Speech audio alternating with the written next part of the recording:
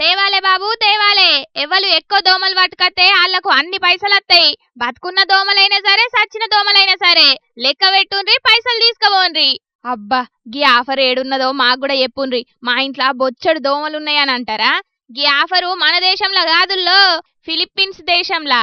Dengue జ్వరాలతోని చాలా మంది పిల్లగాళ్ళు దావఖాన పాలైతున్నారట. ఇద్దరు జీవి కూడా ఇడిచిండ్రట.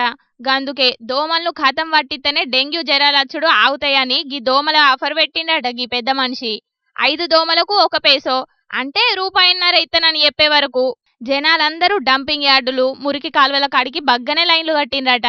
ఇక దోమల మీద దండయాత్ర చేసిన పబ్లిక్ అవిటిని వాటికచ్చి గీనకు అప్పచెప్పి పైసలు తీసుకుపోయిండ్రు.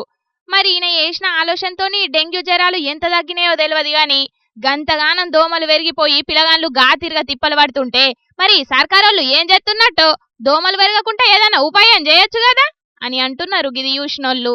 అయిన గాళ్ళనేమంటాం గాని మన తన దోమలేమన్నా తక్కువ ఉన్నాయా? పొద్దు మాపు అనే తేడా లేకుండా చాలా మంది దోమల బ్యాట్లతోని యుద్ధం చేయనే పట్టిరి.